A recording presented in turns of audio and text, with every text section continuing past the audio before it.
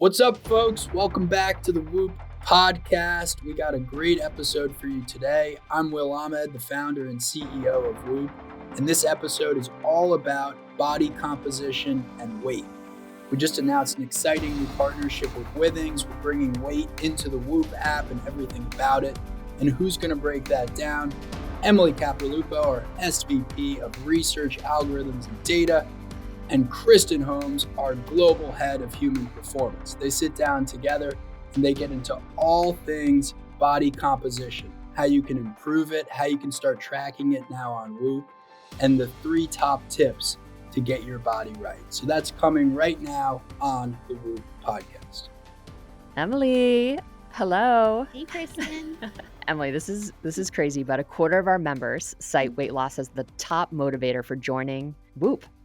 And they're just constantly asking us for us to help them manage, track, and be coached to improve weight outcomes.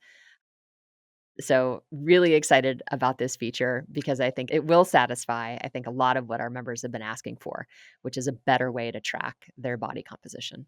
Yeah, and a better way to also think about body composition. Exactly. When you look at consumer data, 52% of global consumers say that they're constantly trying to lose weight. Right. But one of the reasons why we've been maybe slow to sort of focus on weight is because we don't like the focus on weight. Weight is the wrong metric.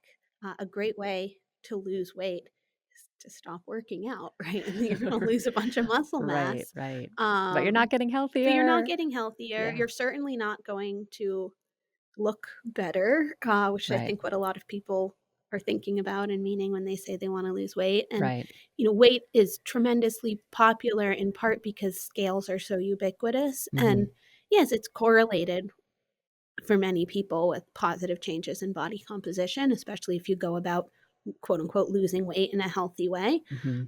But I think that a lot of times when you focus so much on weight, you're really losing, the forest for the trees and sort of what matters. And what I think is so brilliant about the devices Withings created that we've integrated with and why we chose them as a partner is because they're not just looking at weight in isolation. We're looking at body composition. We're looking at understanding, are you losing weight by losing fat or are you losing weight by losing muscle? Very different coaching and response that we'd want to have to those different scenarios. Right. And I'm super excited to talk about this integration, this partnership, because I think it really does, again, satisfy a big piece of what's missing in the experience is being able to kind of track some of these metrics. But I think we'd be remiss not to just lead off the conversation that a lot of improving or the recomposition of your body mass is the path of that actually, in terms of from setting up a foundation, is through sleep and is through recovery, right? And I think that oftentimes we forget how foundational that is in enabling your body to work in a way that's sufficient enough to be able to train in a way that allows you to actually, recomposition your body.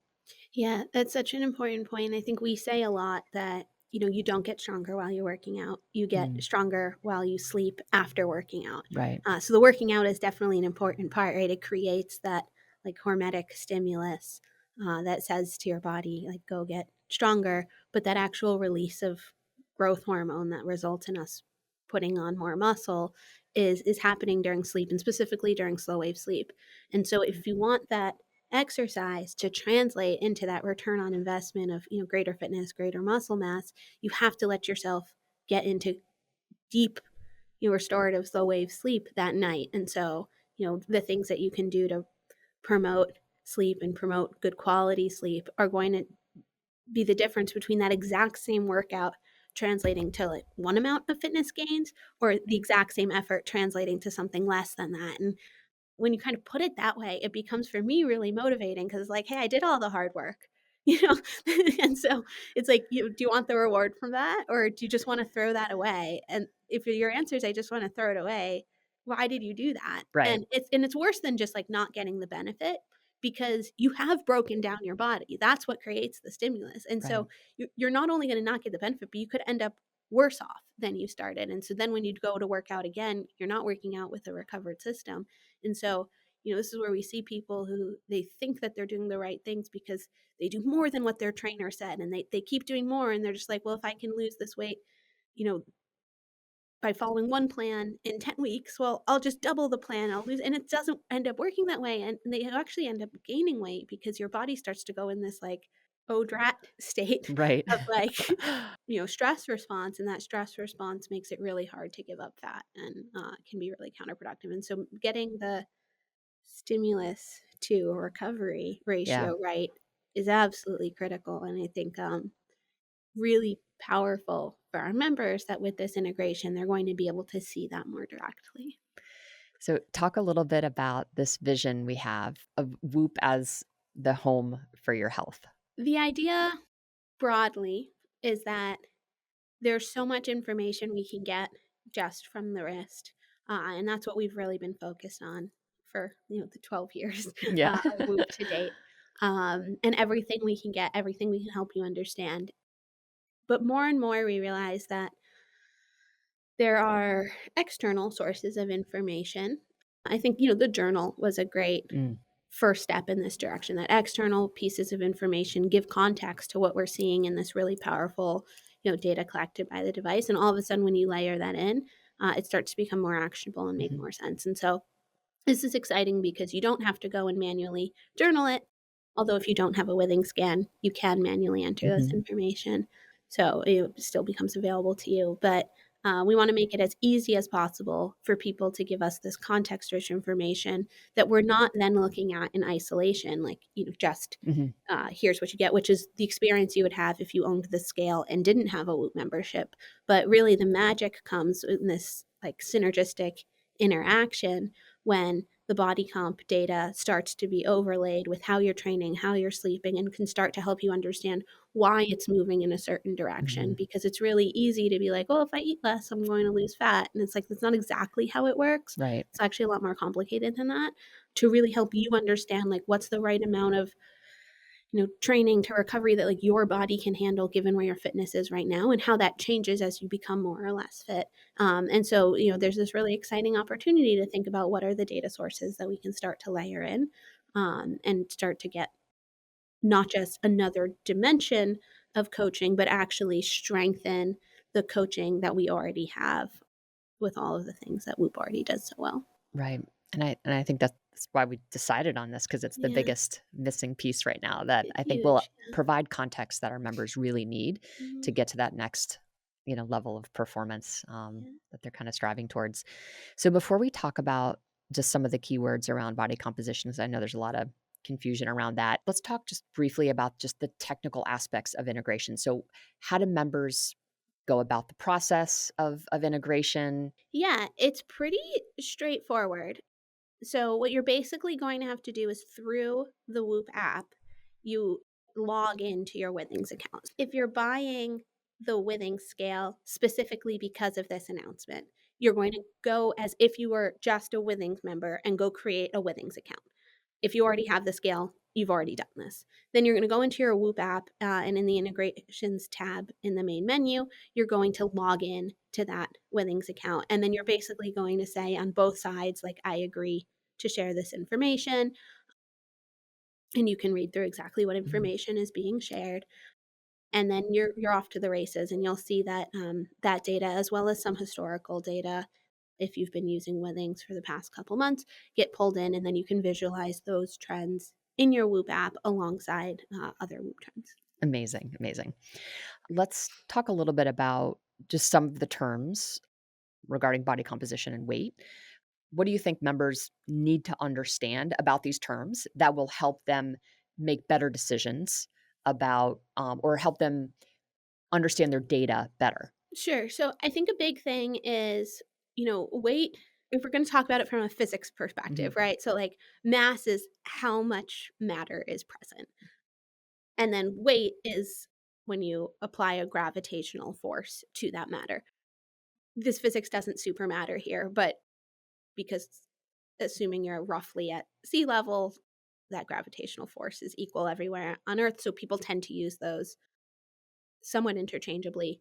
that probably upsets physicists, but generally works. The problem with weight, what we use weight to mean, is that it mushes everything together. And so we get told, especially in these like BMI tables, that like, okay, like I'm, 5'4". And so for my height, there is a correct weight, or what the BMI tables are going to call like normal or healthy. And then anything below that, you're underweight. Anything above that, you become overweight, and then you start to become like obese, and then, morbidly obese. And then they do all kinds of, health research, and they say that if you're in this obese category, you're at high risk for all these things, and you're shortening your life, and, shame on you, right? They're very judgmental. What they conflate in doing this is that all weight is created equally. That's what they're saying, and that could not be more wrong. Right. One thing that I see that's so unfortunate, and like really like as a female athlete, like is I find painful, because girls look at this number, female athletes look at this number, and they go, "Oh, I'm heavy. It must be bad. I'm going to eat less." And Right. there's a huge, huge problem where female athletes underfuel, Yeah. and because they're so afraid of weight. As a gymnast growing up, and we perform basically nude, and so like body image stuff is such a Yeah. problem. And when you add this like judgment around your weight, especially for people who have like, absolutely beautiful bodies, they're just strong. It's like, I think one of the worst things that we've done to female athletes, and probably women and people in general, is that we just sort of like lazily go like, let's use weight because it's easy to collect, Yeah. cheap, to just put somebody on a scale and Yeah. then say like, you're this many And pounds at men are this affected weight. by this too. It's not Definitely, just women. absolutely important point to make. But muscle weighs more for a given volume than fat. And so you can actually gain a lot of weight while fitting into smaller and smaller clothes, and gain a lot of weight while losing a lot of fat. And so you actually could be moving meaningfully in a much healthier direction, while the scale is going to tell you like, oh, whatever you're doing, like stop that, right? Yeah. You're going in the bad direction. And that can freak you out. And I hear so many times like from women, it's like, I'm not going to lift weights because I don't want to bulk up. Like one of Yeah. the best things we can do for our longevity is add muscle mass. Yeah. Um, and this fear of like bulking up and putting on weight is super harmful. Right. I think like if you're going to take away like one thing, Hmm. it's that not all weight is created equally. And I see this particularly create body image issues for beautifully strong people who get afraid of putting on muscle, and then they get this weird message like from their doctors, right, that they're overweight. I remember like during the pandemic, one of the high risk qualifiers for getting the vaccine early was if you were obese. And I like had all these friends who were getting vaccinated before me. And I was like, how are you qualified to like skip the line? And they're like, technically I'm obese. And I was like that was so ridiculous when you think about like triaging access to care, because they're so healthy. Yeah. Yeah. They just have a lot of muscle mass They're and they're just like heavy. bigger Right. people Yeah. because they're muscular, Yeah. and they like have really low body fat percentage. And it's like where like who got access to the vaccine had like a tremendous impact on people's health outcomes. And like Yeah. we were just so lazy about this. It's like if your BMI is over 30, like please cut the line. And it's like that it just misses who actually had these risk factors, Right. which is just super unfortunate. So to get back to the question, your body has like a couple of different types of tissues, right? Muscle is a big one. Bone is one that generally isn't going to move. Obviously, as you get older, like bone mineral density can decrease. You can avoid that by doing things like weight bearing exercise, but generally that's not moving in at least in the short term, as you gain and lose weight or recomposition your body. The things that you tend to be able to move are fat mass, muscle mass, and then a little bit, water mass. So there's how much muscle your body has, it's your muscle mass, your fat mass, how much fat you have, and then water mass, just how much water you're carrying around. And so, what we really want to help people achieve is for those who want to gain muscle, we want to make sure that when that number on the scale is creeping up, that they are in fact gaining muscle and doing what they think they're trying to do. For people who want to reduce their body fat, we want to make sure that when they're exercising, they are in fact reducing fat. One thing that I think has been really unfortunate lately is some of these miracle drugs like the semaglutides and the GLP-1s Yeah. that show really exciting numbers on the scale. You can lose 20 pounds in your first month on some of these Yeah. medications. They actually have now been shown that they reduce muscle mass a ton. So while the scale moves in a really exciting way, and that makes you fork over the like $1,200 a month to get these drugs, you're actually losing a lot of muscle mass. And that's a huge contributor to why when people stop taking these drugs, they tend to gain the weight back really quickly, Right. because muscle is actually protective against fat gain. Mhm. And they didn't actually really lose a lot of fat. They lost muscle. And so, and they also typically didn't make positive behavior changes that result in sustaining that. But, Yeah. I think like it's really easy to get confused about what's happening in your body and misled by what you're seeing on the scale. And I think one thing that a lot of people who lose weight really quickly, whether it's medication assisted or just really intense training, Mhm. is that if you overtrain, you're going to lose a lot of muscle along with the fat because your body starts to like break it down for fuel. Right. And so when you're training really intensely, you want to make sure, as we were talking about earlier, that you're recovering in a way that allows that to be fat loss to Mhm. maintain the muscle, that you're fueling appropriately so that your body can put on that muscle, and that you're not essentially like going at a pace that you're not adapted to, such that you're breaking down and consuming the wrong tissues to fuel it. Great. That's such a good overview of why weight alone is not necessarily a good measure No. of health. Maybe talk about the other side. Like you can be really skinny Yeah. and also not be healthy. So maybe talk a little bit about that paradigm. Yeah. I mean, I think that's just everybody knows at the extreme you can be super skinny and not be healthy, but even people who, to your eye appear to be at like a healthy Mhm. shape, Mhm. they call it, I think, being skinny fat sometimes, when it's like Yeah. you have quite a lot of, abdominal fat and stuff Right. like that, but you still might look fit, but you're just not very strong. And those body types, actually, there's some really interesting research. They actually tend to be less healthy than people who are larger, Mhm. but then have like more muscle mass also. So it's, Interesting. I think that we reward that body shape because they look like what society and fashion Mhm. magazines have told us, Yeah. is the ideal body type. But at a given size, let's even say those like really nice low numbers that people kind of create these like I really want to be a size 2, or I really want to be a Yeah. size type of goals, like at those sizes, you can have wildly different body fat to Mhm. muscle mass ratios and body composition.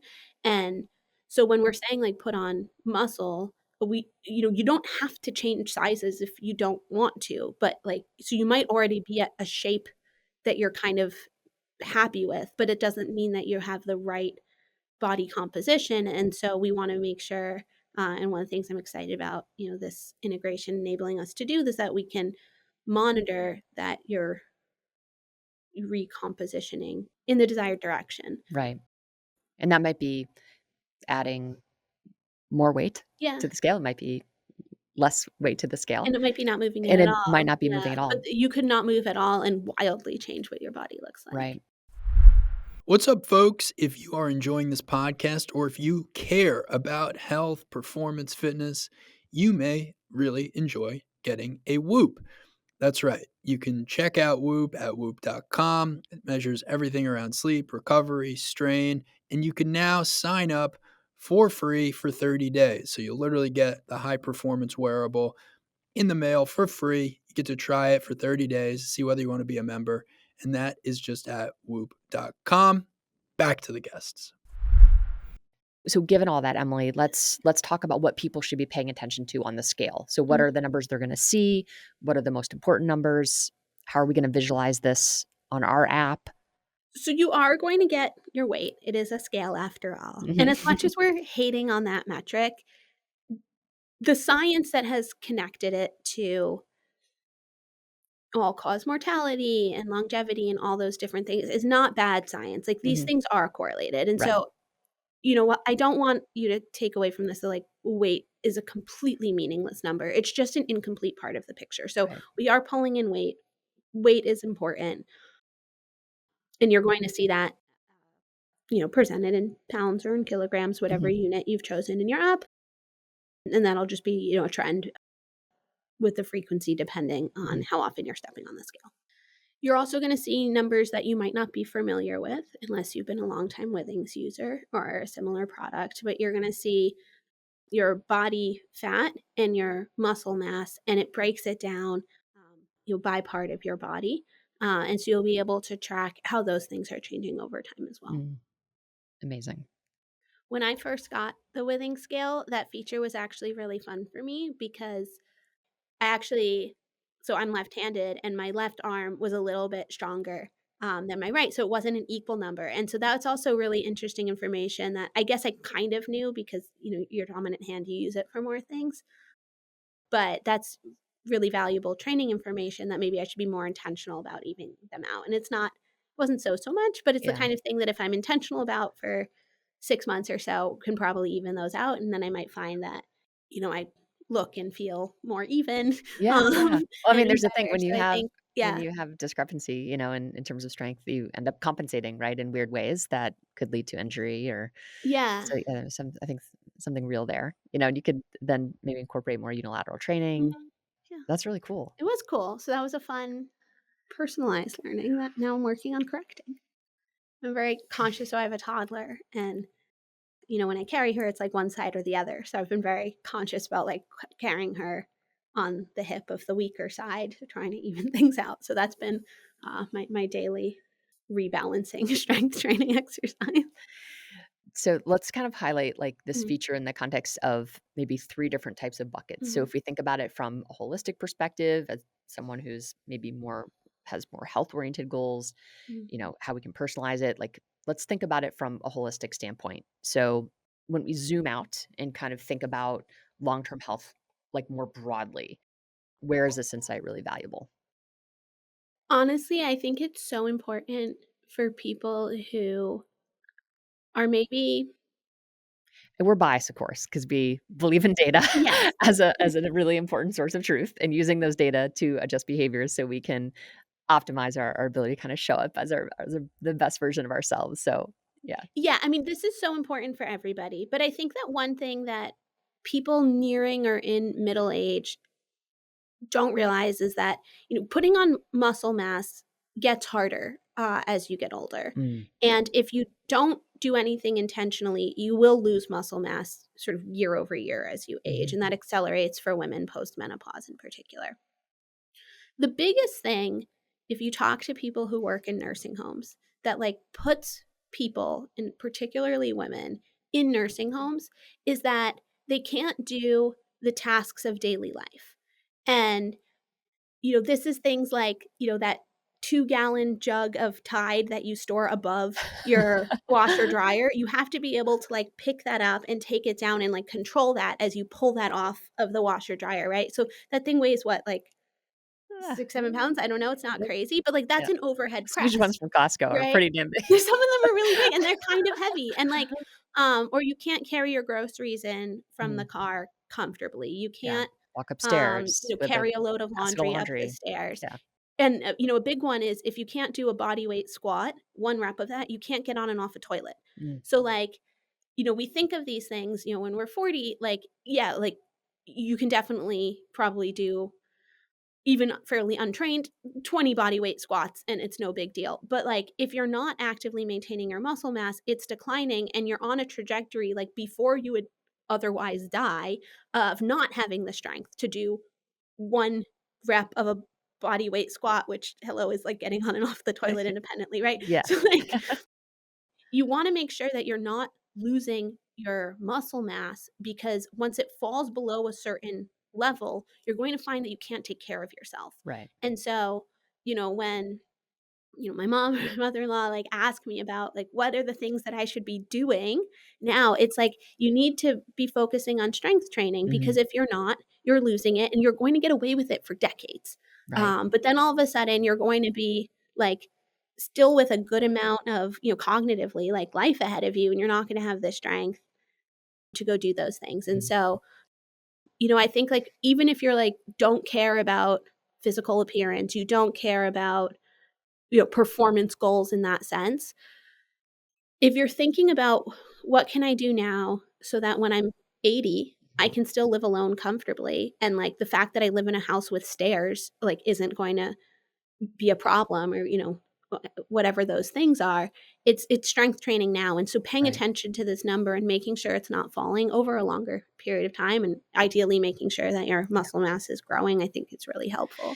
And I think we're at a point with the science that, children, adolescents, young adults, Mhm. elderly, literally everyone should be strength training Yeah. and improving the quality of their muscle tissue, because there is a relationship between quality of muscle tissue and reducing illness and injury burden to Yeah. all the points that you're just making. So, I think this is an opportunity. This integration is really an opportunity to understand what your kind of lean mass looks like, Yeah. and whether or not you're, putting enough of your time and effort toward building muscle mass. Yeah. There's also a lot of research like muscle mass is protective cushioning. So like Mm, if you fall and you have higher muscle mass versus, let's say like a sort of similar waist circumference or something, but it's fat, you're less likely to break the bone right. if that's muscle versus fat. So for two people of an equal weight, so they're sort of falling with equal force, because weight determines how hard Mhm. that force is. The muscle, because it like tenses up in a protective way, it makes you like less likely to break those bones and fat. So it's Amazing. protective in so many different ways, both in this sort of long term, what your health and independence trajectory look like, but also short term in terms of like, there's some like heartbreaking stat that something like 50% of people who break a hip never go home. Um, Not because they're dying, but like, I mean, Right. a lot of them It do causes die, other but they end up complications in a that nursing home or something like right, that, right? right, So it's like you want to avoid those breaks, right. and the muscle mass is protective. We've been talking about sort of why the everybody, and especially those Mm, people in middle age, when it's like now is the time to like get on the right trajectory. But of course, I think hopefully it goes without saying that if you have performance goals, you very much want to be putting on muscles. And I think that there's a lot of sports, especially like endurance sports, where being lighter is considered a competitive advantage. right. Uh, and so there's pressure to take weight off, and you want to be really thoughtful that you're not losing strength while you lose weight, because that obviously losing strength is a competitive disadvantage. And so when you look at elite runners, elite cyclists who want to be very lean, in the high end performance world, getting that right balance between lean enough that you're not carrying extra weight with you, but also not like leaning out so far that you end up losing muscle along with it. Amazing. So what data can Whoop integrate for body comp and weight? Anywhere you're logging body comp and weight, that's connected to Apple Health Kit or Google Health Connect will automatically pull in. Obviously, also we Through would Withings directly. we would pull that in from Apple Health Kit or Yep. Google Health Connect if it's not Withings. Got it. If it's Okay. Withings, we pull it in from Withings directly, and Got it. therefore we're getting richer data, more Mhm. data there. And if you don't have a smart scale, you can go into Apple Health Kit and like manually transcribe from your dumb scale whatever the Mhm. reading Yep. for weight was there. If you already have connected whatever your smart scale is to Apple Health Kit or Google Health Connect, and you've already connected or enabled Whoop to read from those platforms, we'll just pull that stuff and populate these new trend views automatically with that data. Great. The trend views are cool. They're really fun. Yeah. And I think it's extra fun that we are pulling in the historical data too. Mhm. So it's not like you have to start from zero. Big shout out to our product Yes. folks. They're just And the so damn software talented. team. All right. So if we're thinking about, kind of at a high level, if we're looking to improve our body comp and overall health, Mhm.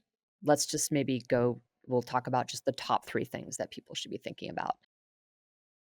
Now, I know we're obviously not nutrition scientists, Yeah. so and that's a very barbed wire topic, so maybe we leave out we know Well, macros are important. Well, we I'd could say talk about that broadly. let's talk about it broadly, right? Like Okay, from the perspective of like what are the top 3 things you can do to positively impact your body composition? You can't make a top 3 list and not put nutrition on there. So you have to be fueling correctly because totally. one of the things that people I think get wrong sometimes is they say like, "Oh, I'm gonna train and I'm going to like turn fat into muscle." That Or like if you stop working out, your muscle turns into fat. And like that's actually not how it works at all. Like the fat gets burnt and like it's spent. It gets broken down into like base components mhm, and cellular respiration happens. And then those building blocks can, but don't have to be recycled to build muscle. But like one does not merely like turn into the other right. because they're not, it's not like the same Legos like put together in a They're different independent. order. It's like, yeah, like fat has things that muscle doesn't have, Right. muscle has things that fat doesn't have. So this isn't just like, yeah, break down your Legos and rebuild them in a different order. It's like separate processes. Mhm, Sometimes they're happening at the same time, which is why we have this like funny narrative around like if you don't work out, your muscle turns to fat. Like it's mhm, not you lose the muscle and you also like build new fat. Why that matters is muscle is mostly made out of protein. You will not add muscle to your body if there isn't protein available to build the muscle. And so you have to be eating properly. mm, That's huge.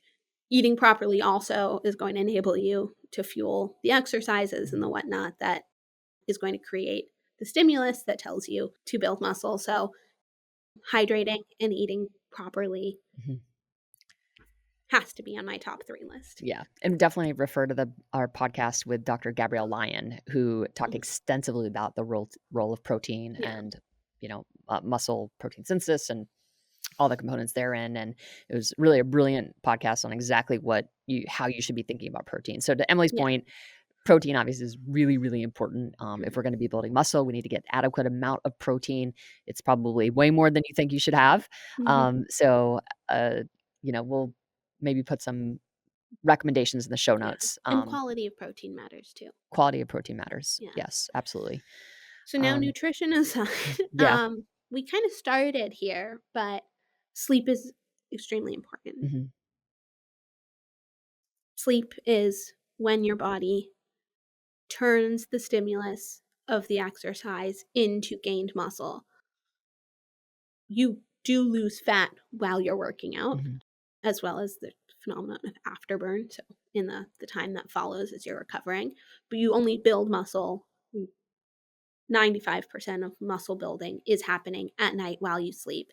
And that stimulus will dissipate if it's not actioned on. So, it's not like if I don't sleep tonight, I can like nap tomorrow and mhm, like still get the ROI from today's workouts. You want to make sure that if you worked out today, you sleep well tonight. And if you can't, a great hack is, well, I worked out today. Can I take a nap and get ahead of that? A really well studied strategy, especially for like collegiate athletes who might have 2 workouts in a day, mhm, like one early and then one like after classes, is if you nap in between them, you mhm, actually perform way better mhm, in that second workout, and you'll see greater fitness gains. Obviously, there's scheduling constraints mhm, that can make napping difficult, but do not let yourself wake up the next morning sleep deprived. Or if you do, just know that you're not going to get the same gains. And mhm, so, in terms of how ready you are to work out again, mhm. how much you got out of that workout are both very diminished.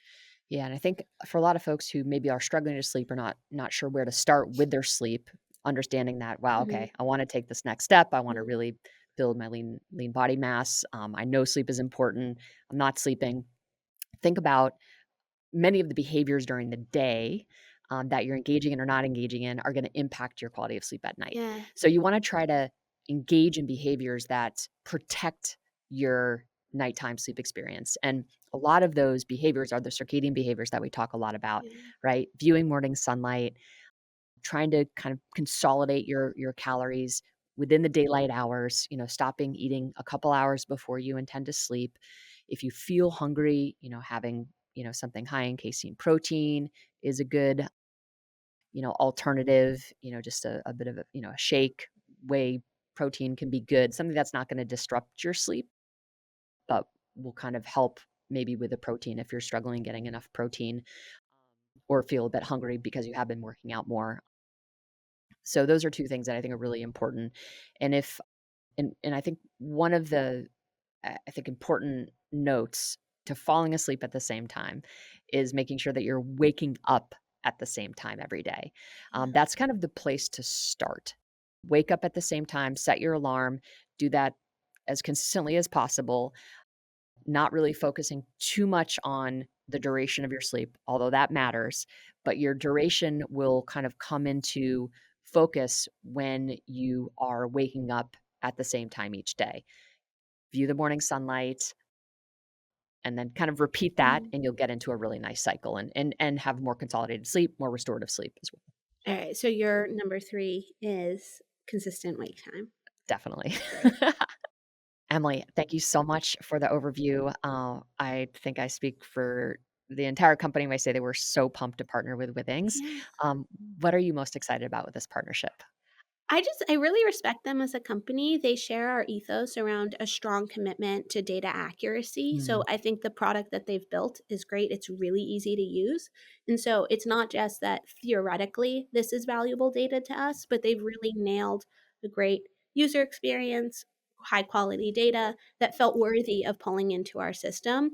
And that felt like, was of the quality that we need in order to feel good about the way that we coach on it. And so just really excited for people to understand this new dimension. I've gotten a lot out of, exploring my Withings scam and everything I've learned from it. And so I'm just excited for everybody to have a similar experience. Amazing. And I think I'll finish with a great quote from our CTO, Jamie Wado. She said, "This is the beginning of 360 data. Where Whoop wins in the end is that we are an ecosystem where members can see all of their data."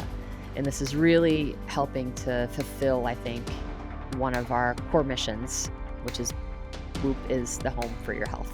Thank you to Kristen and Emily for that episode on body composition. If you're on Whoop, download the latest Whoop app to get all of those insights and integrations. If you're not on Whoop, check us out at Whoop.com. You can sign up for a free Whoop trial. Try Whoop for 30 days for free. That's at Whoop.com. And a reminder, if you enjoyed this podcast, please subscribe to the Whoop podcast. Okay, that's it for now. Thanks, folks. We'll be back next week.